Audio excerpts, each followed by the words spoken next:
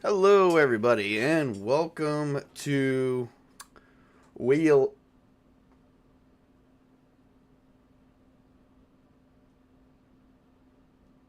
Sorry, I'm receiving a message as I'm trying to talk. I have no idea. Something distracted me. All right, welcome to another and final stream um, of my zombie apocalypse solo play of All Flesh Must Be Eaten. Ta-da! I don't know if this will be the final stream. It will definitely be one of the last streams I'm going to do for a long, long while. Of at least zombies anyway. It's time to move on to other things. I think this was a good test play with some good stories and stuff like that. And I think I pretty much got the whole thing of Mythic down before I can start getting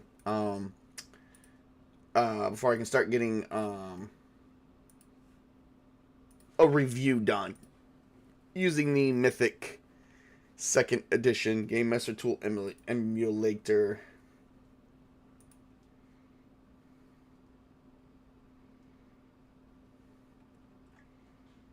Just checking out a few things real quick.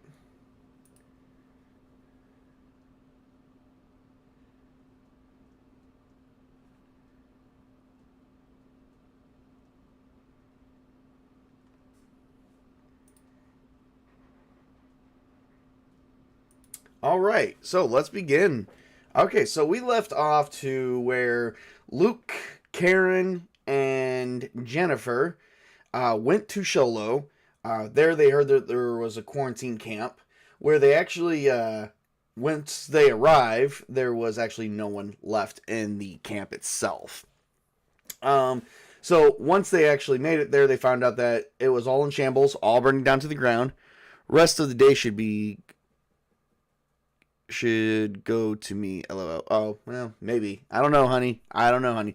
It's Mrs. Tabletop's birthday today. So, anyway, they ended up in Sholo, a place called Sholo, Arizona, where they actually went to the quarantine camp and found out that it was burnt to the ground, or at least on flames, currently burning to the ground.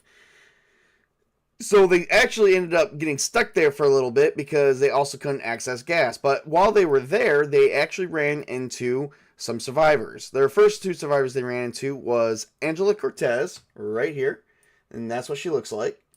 And then we also ran into Dominic Graves. Angela has also got two kids. She has one named Diego Cortez, her son, who is currently, I think he is, yep, he's 10 years old.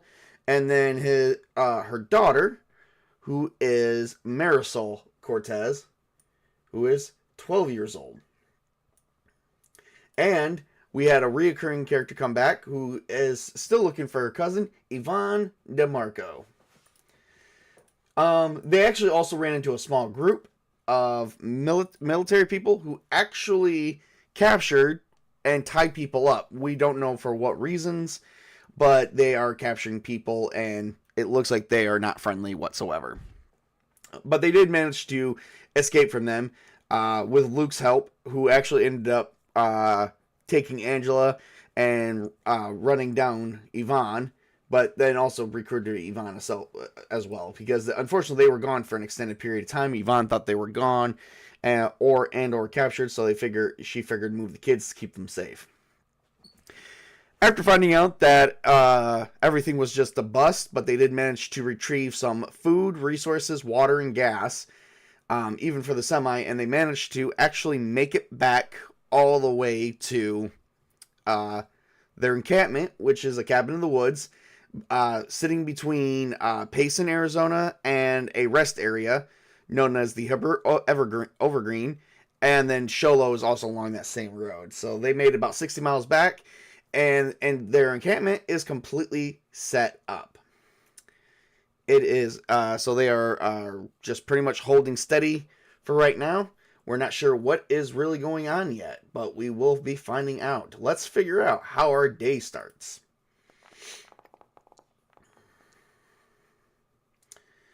Threatening,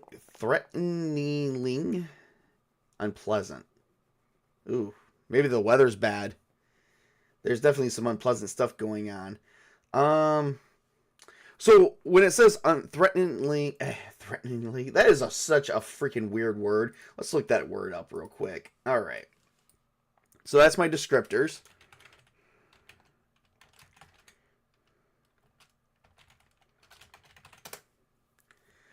And it means in a way to suggest a threat or danger intended to menace, intimidate, or cause alarm by implying potential harm or distress.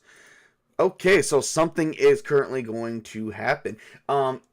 Is the weather, well, and it's very unpleasant. Whatever it is very unpleasant, and it's intended to remain unpleasant. So something is currently happening during sunup. Is it bad weather? I'm going to say it's unsure. It could be bad weather. It could also be nice weather. Yes, it is bad weather. So we are currently getting a huge downpour of rain, and it's actually flooding the area. Most everyone is in vehicles, tents, or in RVs. So it is a pretty rough day, but it is dawn. We're going to start up a little bit of music as I described.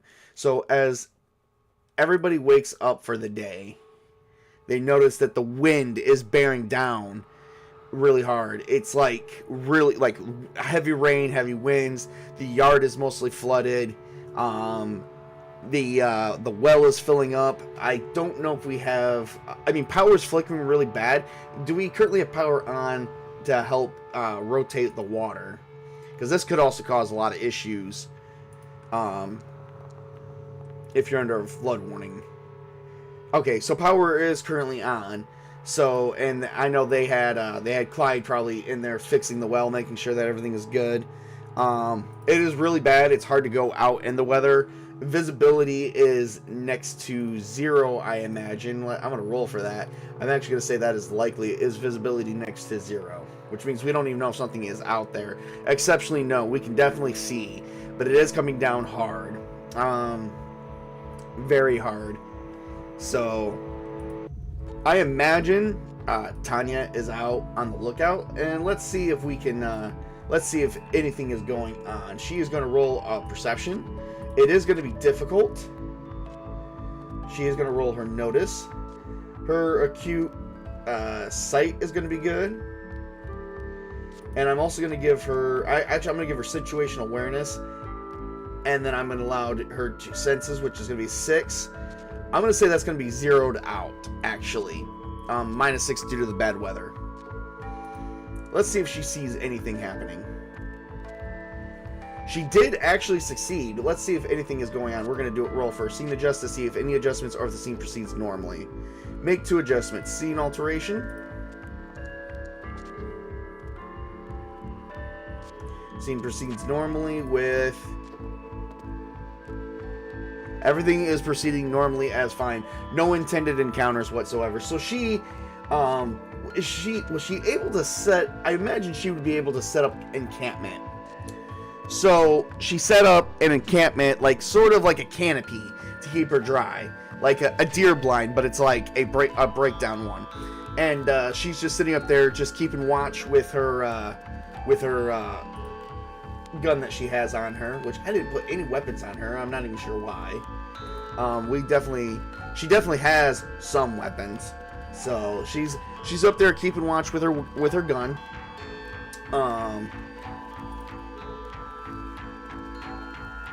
Does Miles have any weapons on him?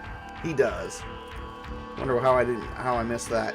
So she's got this like hunting rifle with a nice scope on it. So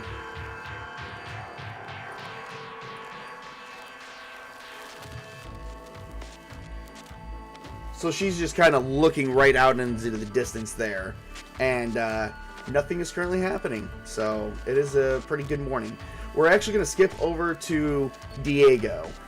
Diego is a bit of a curious kid, and he did notice that they had, on their way back, he did notice that they were carrying a cooler, a water cooler.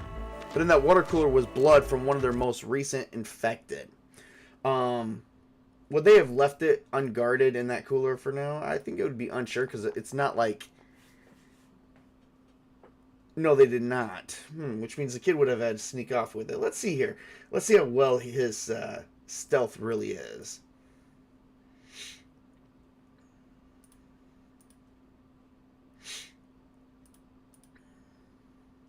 His luck would roll well into this. He's got a 16. So that's like I believe that's like 4 levels of success. Let me pull up my books here because I don't even have my books. I've been just kind of rolling off the mind here. Um,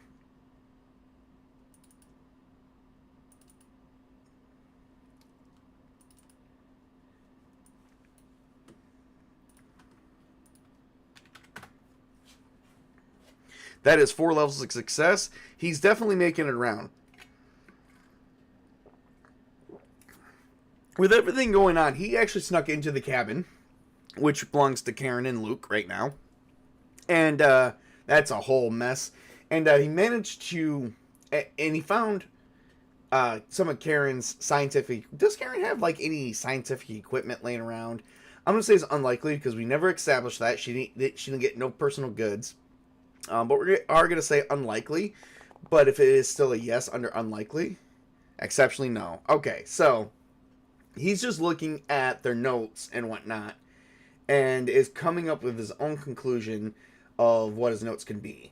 Notice that in the notes it said that they drew this off a person who was bitten and turned into what they think is an infected, as that they exhibited excellent strength. He's going to come up with a theory of his own through his own research and investigate by questioning what he is. This is like a really smart kid, and he's able to find things out very easily. He's not stupid whatsoever. He actually got three levels of success, and he wrote down some things that it is, and wrote down words such as hormones, adrenaline, and chemical reaction.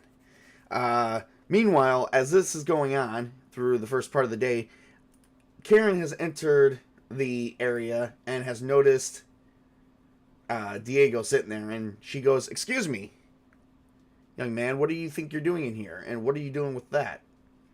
He's like, "I just wanted to see what you guys were doing in Cholo, and wanted to see what you were carrying. You carried this on you when you first arrived. Or at least ever since I met you." She's like, "Yeah." He's like, "Well, I think, it's always important to come up with theories, so I came up with a couple theories." Karen actually looks at it and shows that he made a list of things that can cause chemical reactions. And he's like, with their ability to also not rot as fast, or possibly having slower and some form of maybe some form of healing after they are infected, it's possible that the virus for the infected releases adrenaline or hormones into the body and has the body react to the nervous system. And Karen is looking at it, and she's like, I wonder if Karen would have actually thought of that herself, being a doctor. I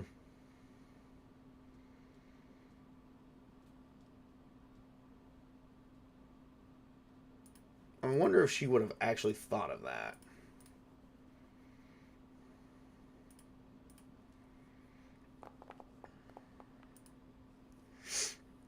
She says, "Yeah, we kind of think about that too, but we don't know if that's like that for every single one of them, given the fact that we've also seen different ones." Diego's like, "Well, of course. We would have to actually, in order to extrapolate a proper theory based off of each archetype, we'd have to find each one that is out there. We do know of ones that do exist, such as the slow, shambling ones that are very slow, may have a weaker version of that.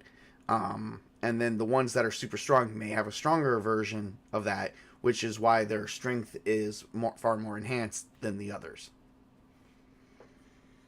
And she just looks at Diego and she says, "You are one smart kid, you know that? Come on, get you something to drink and eat." So she does prepare, she has some resources from the outside, and she prepares some, does she prepare cookies for Diego?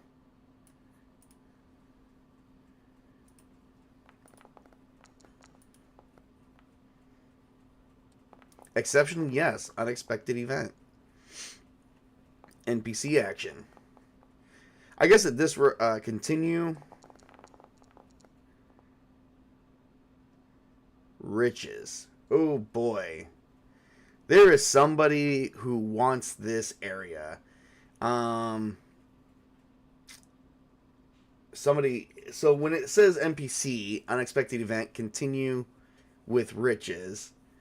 We do have all these PC characters that do have names. They're not just that, but I'm wondering, do we have any additional NPCs? I have 6 nameless NPCs. Let's see if any. Is this one of the NPCs that are there, or did somebody find us? Do we have an encounter going on? Yes, it is already somebody that's already existing here. Okay. Caleb Dorsey, the Prepper. He's known as the Prepper. He's a doomsday expert, paranoid but cocky. He is one of the 6 nameless NPCs. We now have a name for him.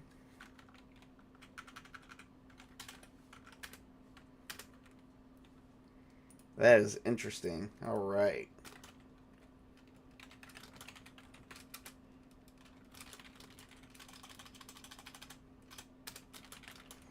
Gonna get some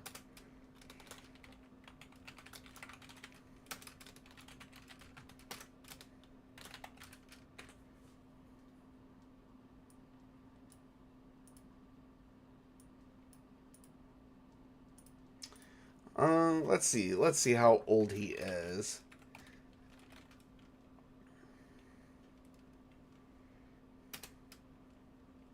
He's 52.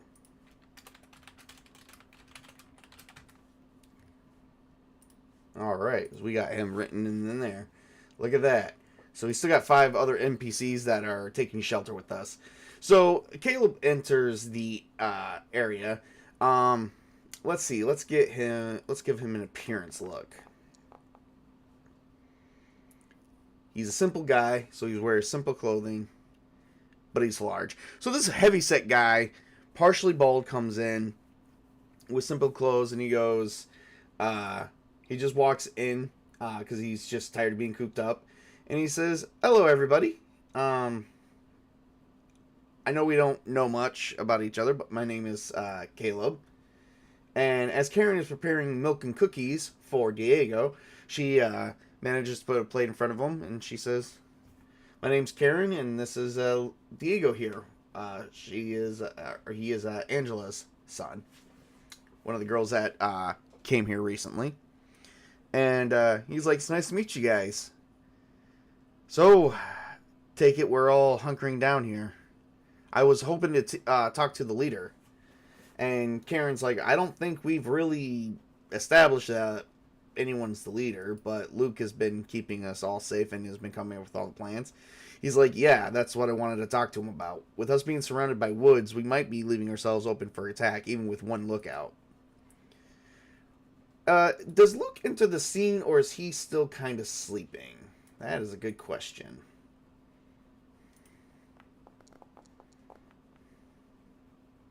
He enters the scene. Luke comes in, looks at Caleb and says, "How can I help you? I heard you wanted to speak with me." "Sorry, small cabin, can kind of hear everything." And he's like, "Yeah, with us being surrounded by woods and also having the, possibly wolves hunting us at night, I think we need to establish, see if we can fit up a perimeter.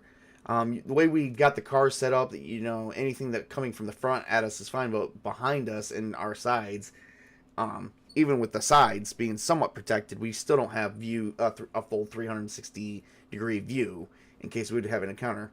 Looks like, "Yes, I'm beginning to work on that, but right now everything has been a bit slow and not everyone's been pitching in. We're looking to get ready to start establishing how we're going to hunker down and deal with this thing. But even as you can see, the rainstorm and winds here are pretty powerful, so there's not much we can really do today except drop a plan." Caleb turns around and says, "Well, I'm a bit of an expert in this. I would like to be a part of it if I can be." Let's see here. Let's roll a d10 to see how well people would want to make.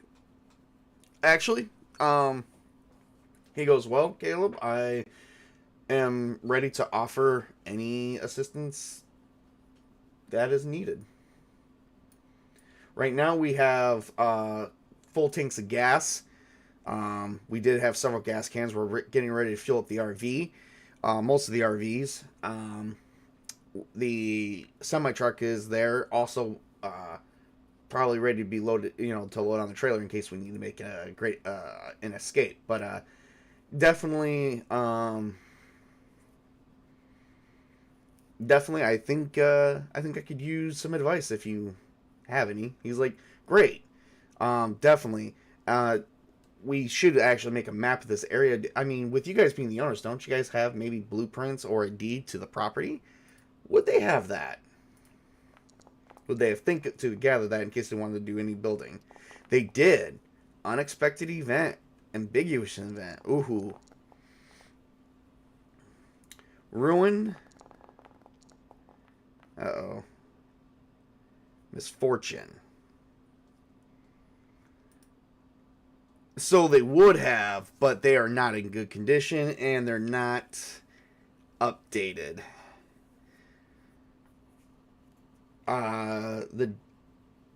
He's like, well, this is the area right here. What kind of misfortune is coming our way? Let's see here. Let's roll an encounter. With it being raining, it's going to be kind of crappy. 2. Uh-oh. Some infected made it. And 1d4. Just 1. Alright.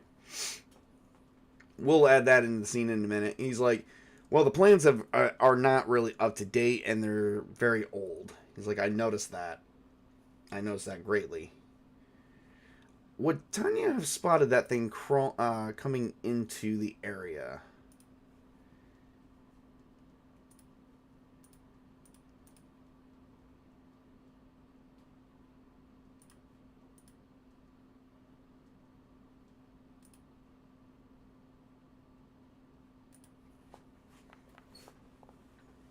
No. So it's going to be sneaking around. Ooh. Actually, that's still a success. Let me see.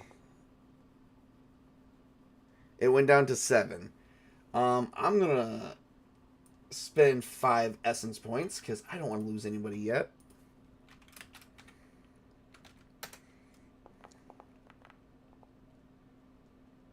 One success. So all that led me to 1 success.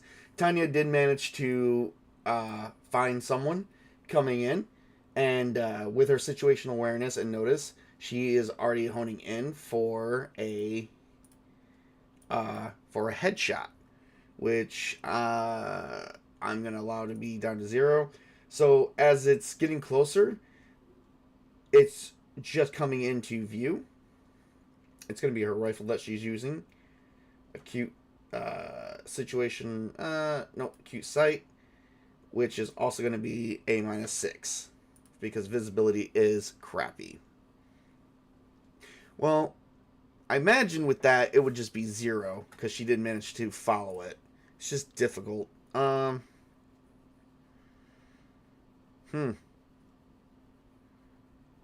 is interesting.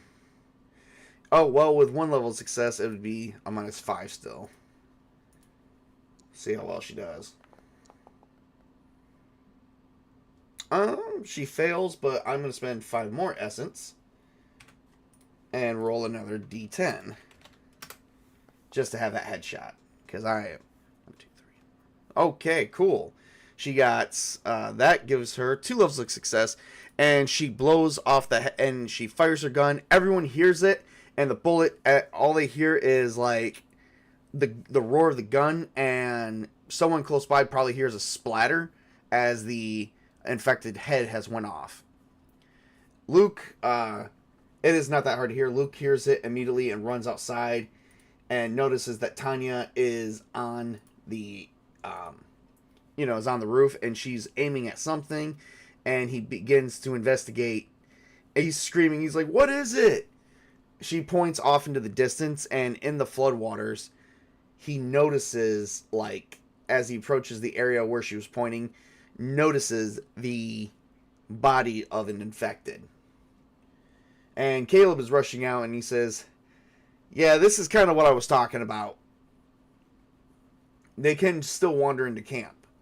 So they get back inside after Out of the Rain, and he says, well, we can't really stop them from wandering in. I mean, this is like at least 3 acres of land. It is a lot to cover, and there is no fencing. The biggest fence that we got is a few cars we weren't able to actually fuel up at all. But there is a lot of us here. Caleb's like, yeah, a lot of us can cram into RVs, but may not make much of a difference. You know, some people may still get left behind. He's like, you're right. Well, once the weather breaks, we will begin moving forward. Caleb looks around and he says, all right. So does the weather break sometime today? I say it's a 50-50 chance. No, it does not. This actually keeps up. Well, let's see. Let's roll an event focus to see if anything happens, or do they just hunker down for the day? PC negative. Uh-oh. So this also... So when it comes to a negative like this, I thinking Karen and Luke is going to be at each other's throats for the best part. Just because they are stuck in close proximity. Angela does come by and look for Diego and finds him in the house. And makes him come back to the RV so they're not in the way. Leaving Karen and Luke in the cabin alone. Oh, for God's sake, where the hell is she? There we go.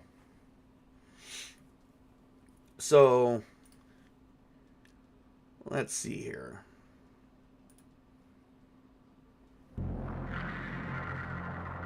Nope. I want something kind of soft.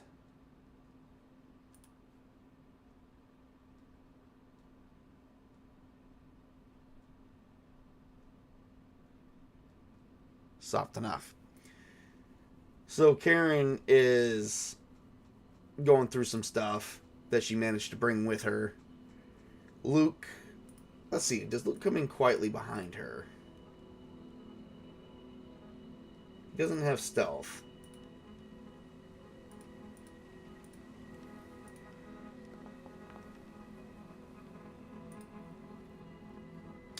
One success.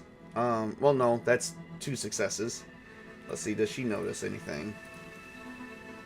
She has to get a 13 or better.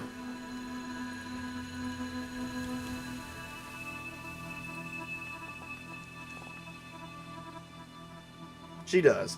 So as Karen's going through some things, she hears a creak and quickly puts it away and looks, and it's Luke. And Luke is like, what are you doing? She's like, nothing. Is she crying? Is Karen crying as he sees her? No. Nothing. Just going through some old photos and stuff like that. You know, just seeing what matters anymore. We're kind of stuck in here, you know, while it's raining. Looks like, yeah. May I join you? Wonder if she wants to be alone.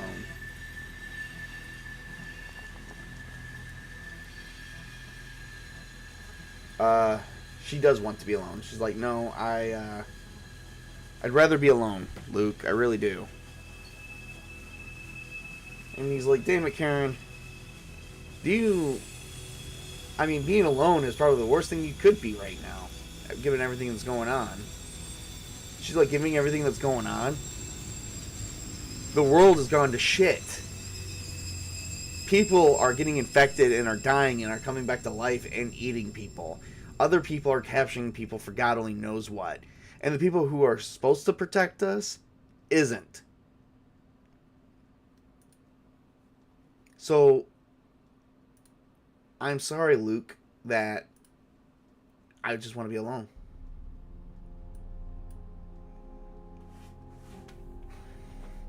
She's like, the world is grim, and you just ran outside literally not even, 20 minutes ago, and something already got into camp, which means those things are roaming out there. Any minute now, we could have a problem. And we could be in a lot of trouble. Yeah. This is true. Even with the storm, nothing stops them. They don't sleep, they don't eat. I mean, they eat, but they don't sleep, they don't rest. Do they really need sustenance to survive? Do they really need anything else?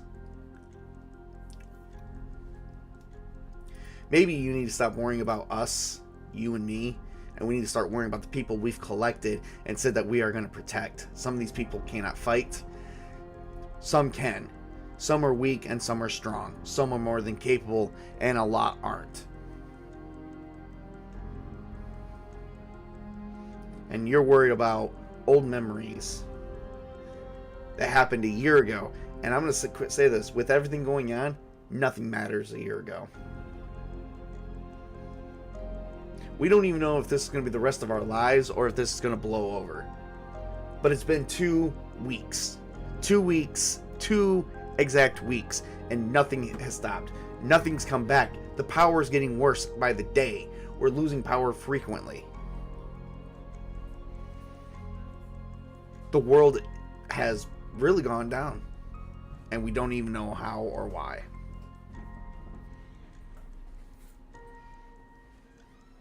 Luke's right.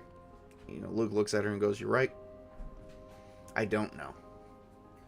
I don't know what's going to be next. I don't know what's going to happen. But I do know that you and I, we're here right now. If there's anything you want to get off your chest, now would be the time. Or any time, for that matter." Karen's like, "I just would like you to get out. And leave me alone." He backs up, and she shuts the door on him. Luke goes off into their guest room, which was his office, where he's been kind of staying. He's watching the rain come down, and he's looking at the map, and he's beginning to... Does he have a piece of paper in there where he can draw another map? I wonder if he's got that. No. He's beginning to make... So he tries his best, and he takes off, a little bit of paper, and he tries to make a best sketch of the area at a smaller scale. Just to try and see what's going to be next, because next is going to be... He's going to know that water is going to needs to be in abundance, food, supplies, and ways to keep people healthy. Ways to keep them from buckling under and starving to death.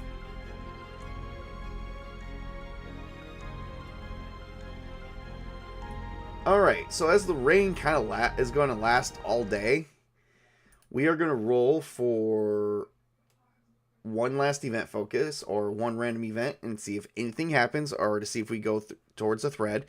And if not, this might actually wrap up the ending of this adventure, if nothing else.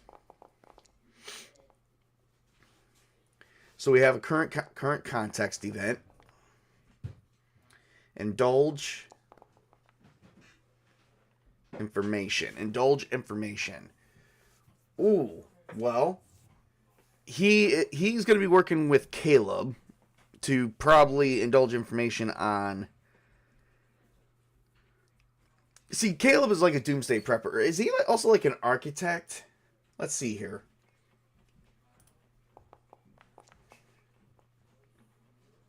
No, he's not like an architect, so we don't have anything that cool going on. Given the current context of everything going on, would Karen, would Karen have come around? No. Man, not much is happening. So we gotta, how many will you die in the group? Well, so far we have, one support NPC, with 1, 2, 3, 4, 5, 6, 7, 8, 9, 10, 11, 12, 13, 14, 15, 16, 17, 18, 19, 20, 21. That's 22 with another 5 more. There's 27 people here altogether. So there is enough for a small community. So, all right. So Karen is not coming back in the scene whatsoever. So when it comes to current context of indulge information, I believe Luke is going to be sharing information of what he knows about the property to Caleb. And Caleb and him are going to form together a plan. With the weather being horrible outside, they're not able to do very much. Let's see here. Let's try and... Does the weather break at all? Given the fact we kind of said, no, this is going to be an all day, I'm going to say it's unlikely, but let's see if it breaks maybe near nighttime to where they can get out and stretch their legs. No. All right, so everyone is trapped in their area. Let me see here. Let me see if I can roll on the encounter list. Okay, so some infected are going to roll. I believe that's infected. So that's all I'm getting. So they're kind of roaming in. Okay, 4 has roamed in this time. But everyone is stuck inside their buildings. I wonder if Tanya would have spotted them all. Let's see here. So the rain is still happening.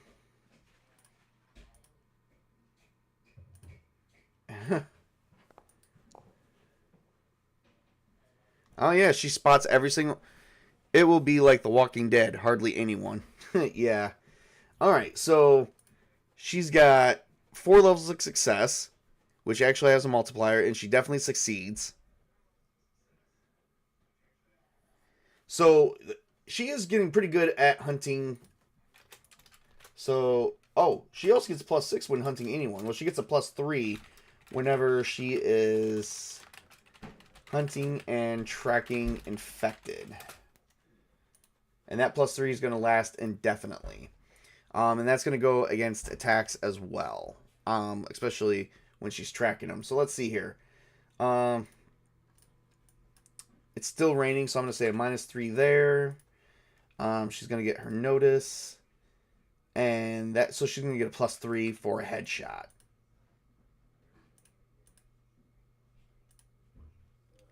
Alright. So I'm going to roll that. And she definitely does a headshot on 1. Let me roll that again.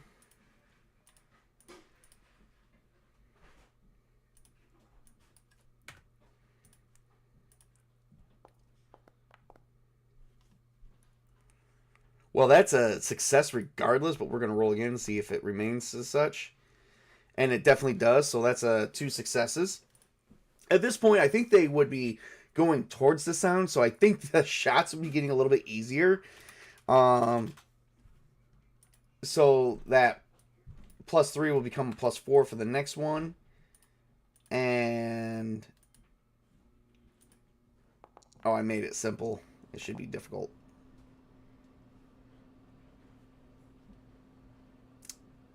What was the modifier to that? I doubled it, so that should be 7, so just -7. That'll be 17. Yeah, that's definitely getting easier.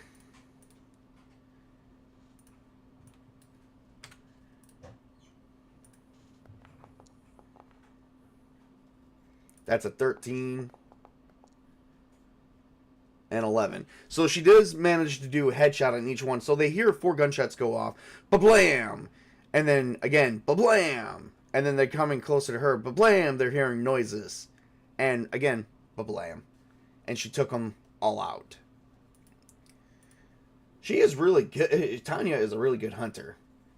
Alright, so with that being said, I think there's really not much else to do because it's severe rain, but they are keeping the infected at bay. But there is a lot of infected. Let's see here. Let's roll on the threads list to see if anything pops up, and if not, we are good.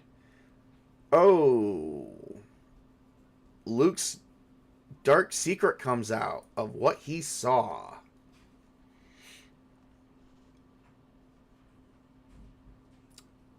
What he saw at the Heber Overgreen rest area. So he calls Karen and Jennifer inside. He does find Jennifer, who's been kind of by herself. And Luke is going to indulge the information to them about what he saw. Oh no, it wasn't Karen. Well, Karen's going to be there regardless because he's inviting the people he saw. I believe Lou was with them. So Lou's in there. And he saw something pretty gruesome. So Luke's like, alright, I think it's time that we all have a talk. And Jennifer's like, about what? He's like, well, remember when we went to the rest area and you guys know why I want to avoid that place? And Lou's like, yeah, I think it was because you saw something at the market. So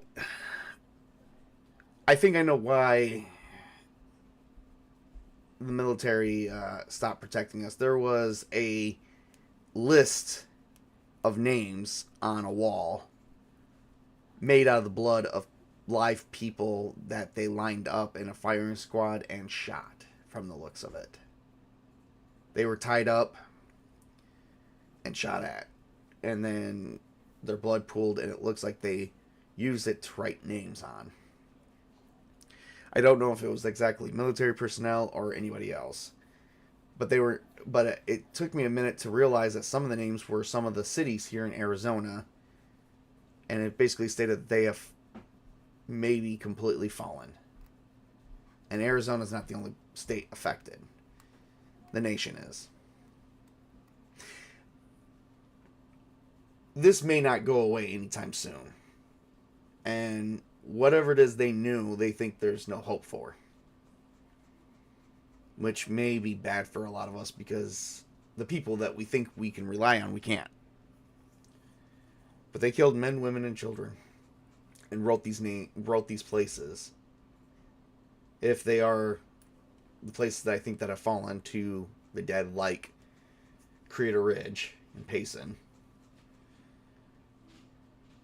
There's also other things. Might be numerous factions out there. So going out there alone is definitely not going to be a possibility. We need to go out in pairs, and we definitely need to set up some form of system here. Keep this place protected. When Lou and I was also at the campground that Jennifer and Sasha met us at before we came here and ran into Karen, the Mexican gray wolves, there is a set of, they are eating the infected. They are eating and hunting anything that they can that could be infected. Animals look like they could be infected as well. I don't know if we're going to ever get any help, but it doesn't look... Has there been anything on a radio? Has there been a radio transmission at all for this entire day? No. Okay. He's like, but we may very well be the last humans on Earth. Right now. The last of the living. And we definitely need to somehow survive.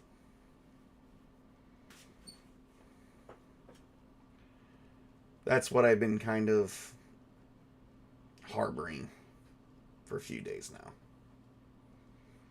I wanted to come honest with you guys because I don't know what we got going. I don't know what we got going for us out there. But we definitely need to... I've been talking with one of the other survivors with us, and he thinks we should fortify this place to the best of our abilities. Jennifer's like, well, when we went to the rest area, we also saw that one infected that talked. Which means the virus could have mutated. Karen's like, actually, I don't think we're seeing the first mutation. What do you mean? Well, this is from Diego, and she shows the notebook, opens up, and says, he says the infected may have an overdose of some form of hormone or adrenaline released from the virus inside the bloodstream. Without getting scientific equipment, we won't know for sure. The blood is still cold. I am making ice as we speak to try and keep it cold, but I don't know how much longer I can keep that if we lose power anytime soon. Have they lost power yet? Or is the power still on?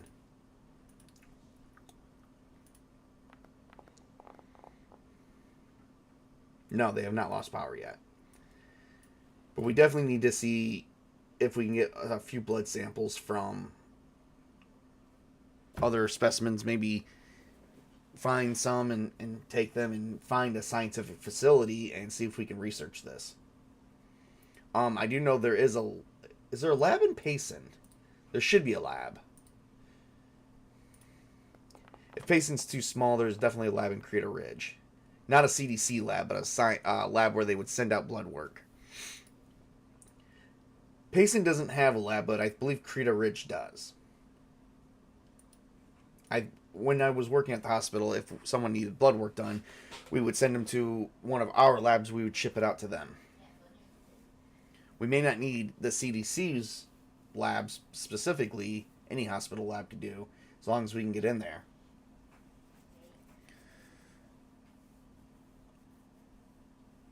Luke turns around and says, well, we're not going to make this journey today.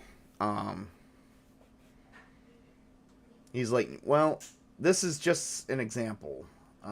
We definitely do need to figure out if there's a difference between each archetype or, of code name of whatever these things are, of infected and not.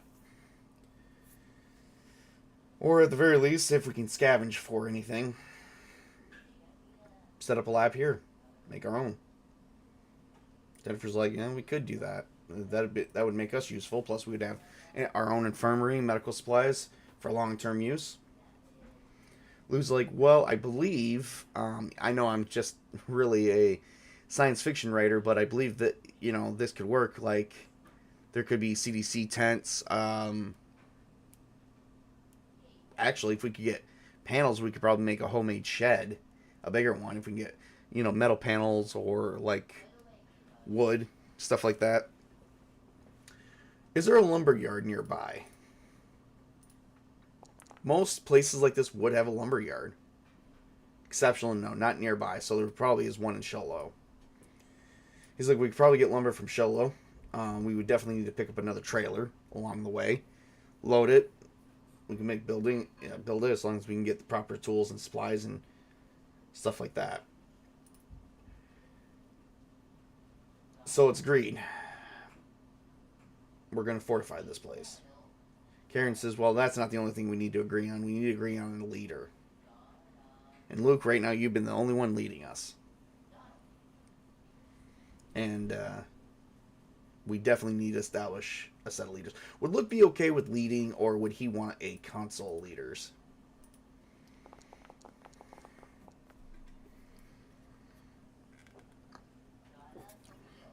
Luke says, I'll be happy if you think I'm going to be a leader. I'd be happy to lead. I definitely need advisors, though. People who would be happy to advise me on things as we go out. And Luke turns around and says, I think we can definitely have enough people with enough specialties here. Especially nurses, doctors, other people. Luke's like, it's decided then. We'll make this safe haven a bigger place.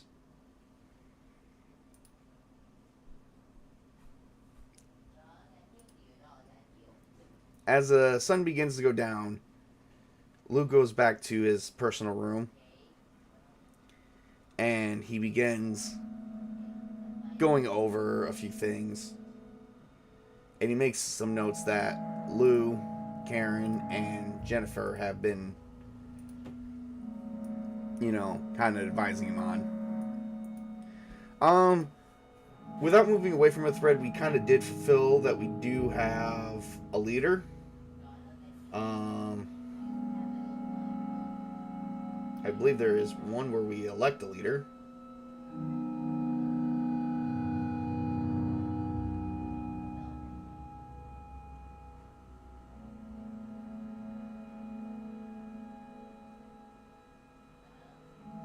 cache. Missing supply, stray animals, medicine, Luke. Oh, I might have gotten rid of it.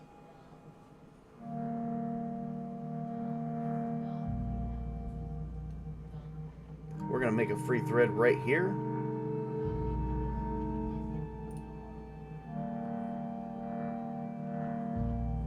And they did fix the welding system.